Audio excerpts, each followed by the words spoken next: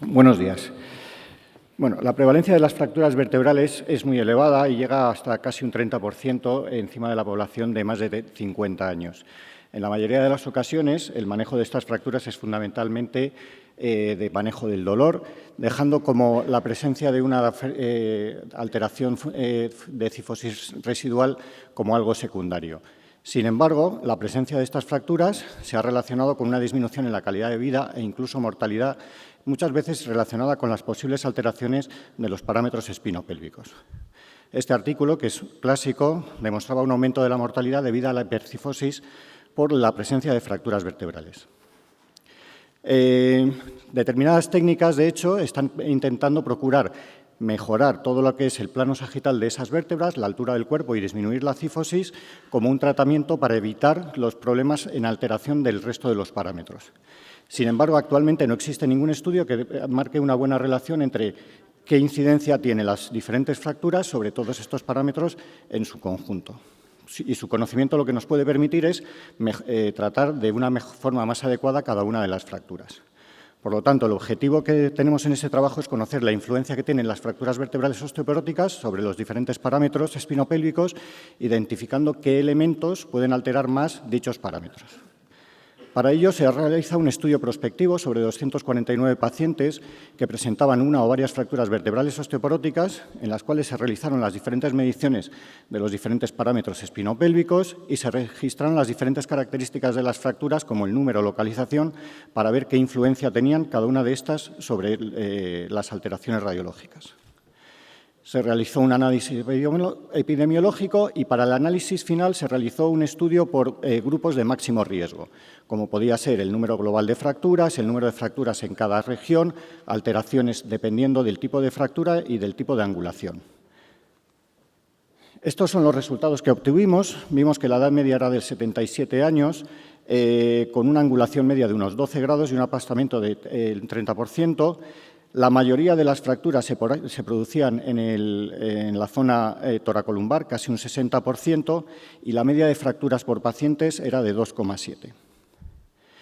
Cuando vemos los resultados globales nos sorprende porque realmente los parámetros que hallamos no distan mucho de lo que se podría considerar como normal, teniendo discretas alteraciones en lo que es la versión pélvica y la desviación del eje sagital, pero que actualmente las nuevas tendencias hay a considerar que en los pacientes ancianos los parámetros mostrados por Schwab para el resto de la población adulta tienen ciertas variaciones. Cuando vamos analizando grupos indiferenciados, vemos que cuando analizamos pacientes con solamente fracturas torácicas, a medida que van teniendo más fracturas a nivel torácico, se produce una alteración con un aumento de la cifosis, pero que se compensa con un aumento de la lordosis y, por lo tanto, el resto de parámetros se mantienen estables.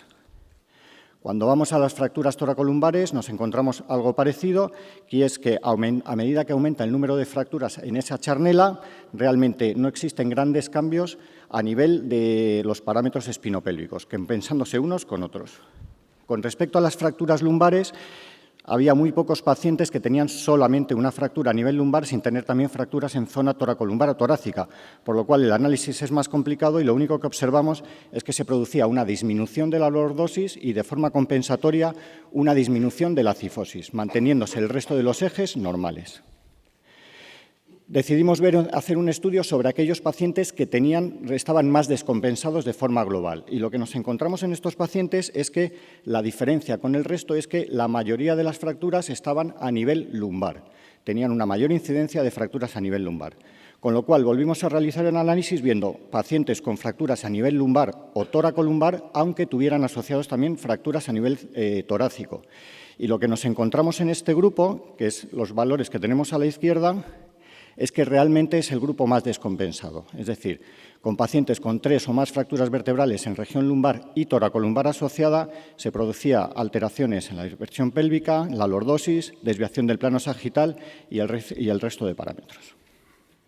Por lo tanto, podemos decir como conclusión que la cifosis y la lordosis se ven afectadas por el número de fracturas vertebrales que se producen en cada nivel. En el ámbito global, sin embargo, un mayor número de fracturas vertebrales osteoporóticas no altera dichos parámetros, por producirse un papel compensatorio de los parámetros pélvicos. La presencia de múltiples fracturas vertebrales osteoporóticas en la región lumbar y toracolumbar asociada producen alteraciones del eje sagital, por lo que quizás en estos casos es donde tendremos que intentar ser más activos desde un principio a la hora de corrección de dichas fracturas. Agradecer a todo el equipo por todo el trabajo que han realizado en hacer todas estas mediciones. Muchas gracias.